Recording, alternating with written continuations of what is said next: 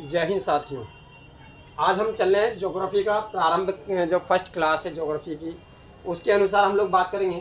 तो सबसे पहले हम ज्योग्राफी के बारे में जाने। ज्योग्राफी का आखिरकार है क्या, यानी भूगोल, जिसे हम नॉर्मली भाषा में कहते हैं भूगोल। भूगोल कई सारे जो है सिंपल भाषा में कह देते हैं भूगोल यानी पृथ्वी का अध्ययन करना ही हम लोग भूगोल कह देते हैं। यानी भूमि पृथ्वी पे जो भी चीज़ें हम लोग प्राकृतिक रूप से देख रहे हैं, या मतलब जैसे जैविक या अजैविक रूप से जो भी उन सब का अध्ययन करना ही हम क्या कहते हैं, भूगोल है।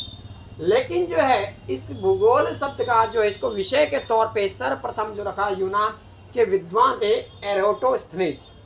इन्होंने क्या करा, भूगोल को जो है भूगोल को पहली बार एक विषय के रूप में अलग किया। इसलिए इन्हें शायद जो है भूगोल का पिता ने, ज्योग्राफी का फादर ऑफ द ज्योग्राफी कहा गया। किसे? एरोटोस्थनीज को। इसके बाद जो हेक्टियस जो थे, इन्होंने पहले एक पुस्तक लिखी, जिस पुस्तक का नाम था पैराडाइज पुस्तक। इसमें क्या ज्योग्राफी को, भूगोल को यानी एक विषय के तौर पे एक क्रमबद्ध रूप में सूची में रखा कि भैया हाँ ये ज्योग्राफी है, इस विषय में हम लोग इस बातों पे, इन चीज़ों पे, टॉपिक पे बात करेंगे। उसके बाद जो है यहाँ पे हम लोग देखते हैं इन्होंने अपने पुस्तक में रखा, यानी ज्योग्राफी की बातें आगे चलने लगे। हाँ, भूगोल नाम का एक विषय होता है, जैसे राजनीति एक विषय है, राजनीति शास्त्र, जैसे कि यहाँ तो विज्ञान एक विषय है, ठीक है, इतिहास एक विषय है। इसी में तरह जो है एक भूगोल को भी एक विषय के तौर पर रख दिया गया कि भैया एक भूगोल है, ये विषय है और उसका अध्ययन हम लोग करेंगे।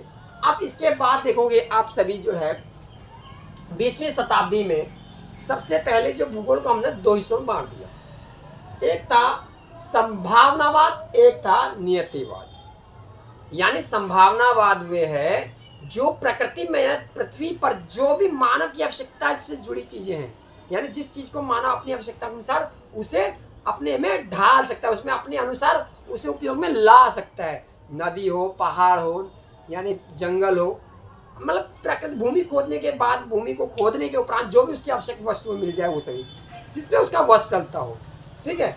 और इन्हें हमने जो है, इसको हम क्या, संभावनावाद, यानी संभावना है कि हम लोग इसका उपयोग भविष्य में अभी और करेंगे, अभी कर ही रहे हैं, और भी आगे भविष्य में और भी चीजें इस पे करेंगे। तो उसके आधार पे उन्होंने भूगोल को संभावनावाद पे एक रहा है। उसके जो प्रमुख, जो इसके संभावनावाद के जो प्रमुख वो थे भूगोलवेत्ता, उन्होंने जैसे कि वाइडल दिला भाषा, इन्होंने भी कहा कि भाई संभावनावाद है, यानी भूगोल में मट्टी से लेके मतलब जितने भी ये पहाड़, नदियाँ, जितनी भी चीजें हैं आसपास, जिसका उपयोग आज कर ही रहे मानव, आगे भी करेगा, ठीक है। अब कितना उपयोग करना है, नहीं करना है, जैसे कहा जाता ना, 10 क्लास 10 में आप लोगों ने पढ़ा होगा, वहाँ पे एक क्वेश्चन होगा कि प्रकृति के पास जो है मानव की आवश्यकता के लिए सब चीज़ है, लेकिन उसकी लालच को पूरी करने के लिए कुछ नहीं है। रियलिटी ये सही बात है कि हमारे पास अगर मानव की जितनी जरूरत है, जितनी आवश्यकता है, अगर उस पर रहे तो उसकी कभी पूर्ति खत्म नहीं हो, मतलब वो उसका हर चीज़, पृथ्वी हमारी जो है, प्रकृति हमें हर चीज़ की पूर्ति कर देगी, लेकिन उसकी लालच की पूर्ति नहीं कर पाएगी। अगला है नियतिवाद, जिसके प्रमुख जो थे भूगोलवेत्ता, जैसे रिटर, स्लिंगटन, ये सब महान थे, इन महान भूगोलवेत्ता। इनके अनुसार कहा गया, भैया नियतिवाद के अनुसार कहा, जिसपे मानव की कोई जोर नहीं चलता है। भूगोल यानी पृथ्वी में कई सारे ऐसी हलचलें, कुछ ऐसी चीजें जिसमें मानव का कोई योगदान नहीं, कुछ नहीं कर सकता, वो चाहकर भी उसमें परिवर्तन नहीं कर सकता अपने अनुसार। वर्तमान के अभी शायद भी आगे भी, जैसे कि पृथ्वी के कंपन होना, या ज्वालामुखी का फट जाना, या सुनामी का आ जाना, इसमें वे भूगोलवेत्ता या वैज्ञानिक क्या करेंगे, वो प्रकृति का नियम। और जहाँ तक हो सकता है इन्हीं जो है लालचियों लोगों के कारण ही ये सारी ज़्यादा गतिविधियाँ ज़्यादातर आप कुछ ज़्यादा होने लग गया, चाहे सुनामी हो, चाहे भूकंप हो। या भूकंप क्या, देखिए मानवीय कारण भी है भूकंप में सबसे बड़ा, जब बांध बना देना। भूकंप, पृथ्वी का एक बैलेंस बना हुआ है अंदर की, पृथ्वी का आपको पता हो, पृथ्वी के अंदर प्लेटें, उन प्लेटों का एक बैलेंस बना हुआ है। आपने क्या करा कि भैया बांध बना दिया, और कई साल जो पानी का नदी फ्लो था एक बराबर लेवल में बराबर चल रहा था, बैलेंस बना हुआ था प्लेटों में। तो अचानक क्या करा, मानव ने बांध बना दिया उस पर, तो जो वहाँ पे एक सारा भार, जो वाटर का जो वजन था, पानी का जो वजन था, एक जगह के आके इकट्ठा हो गया। तो उसमें हो क्या, मानव का उसमें कोई मानव भी था ना कारण, तो इसमें जो है भूकंप होना ही होना था। अब आता है हम लोग, चलिए देखिए स्ट्रैबो के अनुसार जो है, इन्होंने कहा कि भूगोल आखिरकार है क्या, भूगोल है क्या। भूगोल इनके अनुसार ये कहा गया, जो भी चीज़ हम आसपास देख रहे अपने उपयोग के अनुसार, अपनी ज़रूरत के अनुसार, चाहे वन हो, भूमि हो, या मतलब जो है पहाड़, नदियाँ, हवा, जल, जो भी कुछ है जिसका उपभोग वो करता है, इन सभी चीज़ों का अध्ययन करना ही भूगोल है। ये जान लिया आपने, ठीक है। अब इसमें देखोगे होम्स के अनुसार भी यही कहा कि मानव की आवश्यकताओं को पूर्ति करने वाले जो भी चीजें हैं दिख रही हैं उसका अध्ययन करना ही क्या कहलाए, भूगोल है।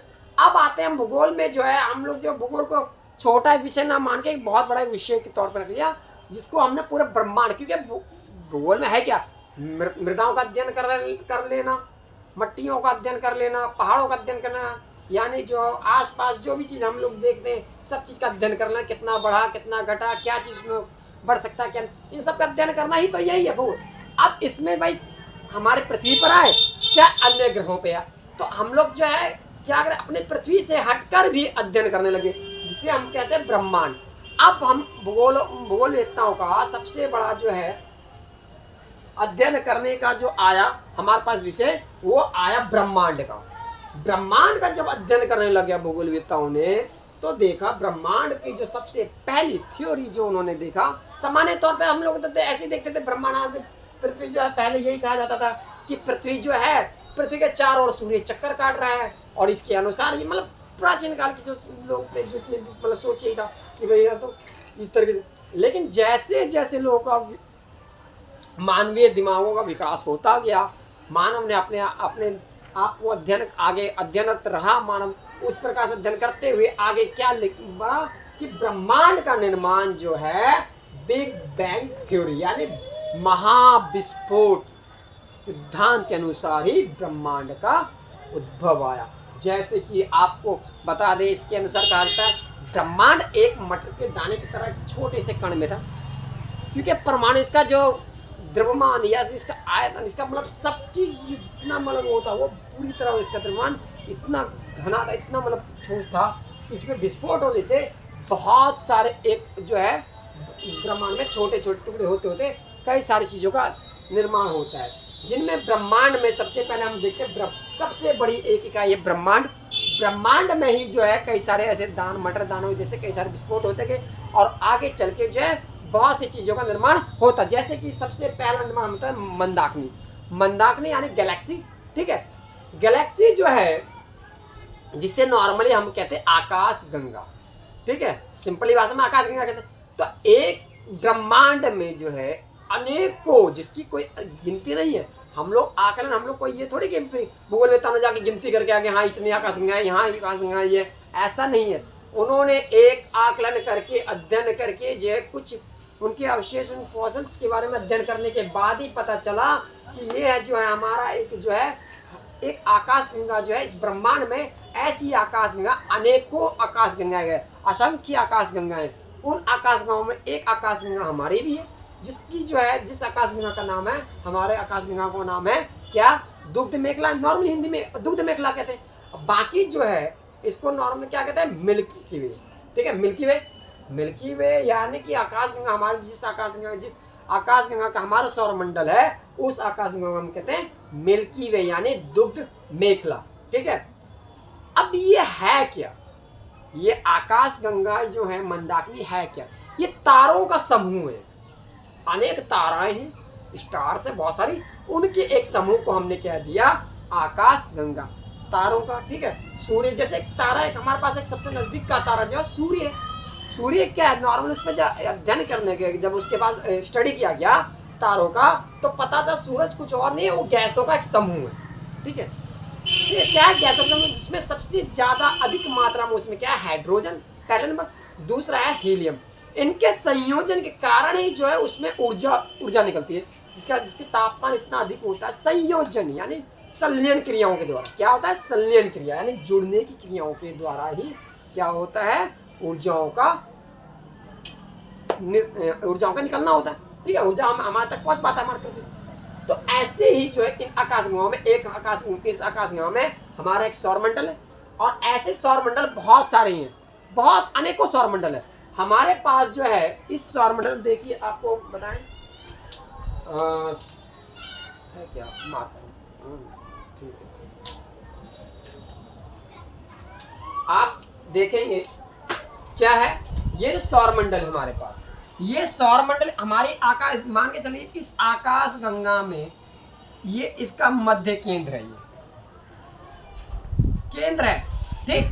और केंद्र के ठीक एक कोने में हमारा सौरमंडल एक कोने में पड़ा हुआ है, और जिसकी केंद्र से दूरी जो है, देखोगे केंद्र से दूरी कितनी हमारी 10 की पावर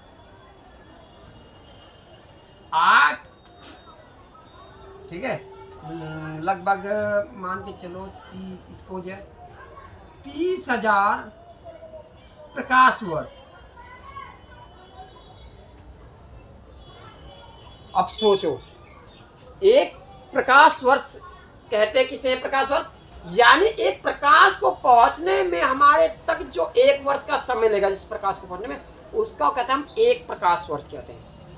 सिंपली भाषा में आप समझ लो कि सूरज की किरणों को हमारे तक पहुंचने में लगभग 8 मिनट 16 सेकंड लगते हैं, 8 मिनट 16 सेकंड लग जाते हैं। लेकिन इतना हमारे से इतना टाइम लगा, अगर उसी सूर्य का प्रकाश को पहुंचने में हमारे तक जो 1 साल यदि लग जाता, तो सोचो कि अगर ऐसा हो जाता, 1 साल बाद हमारे तक प्रकाश पहुंचता, तो फिर क्या होता, 1 साल बाद रात हो रही है, 1 साल बाद 1 साल लगातार रात हो रही है, 1 साल लगातार जो है दिन हो रहा है।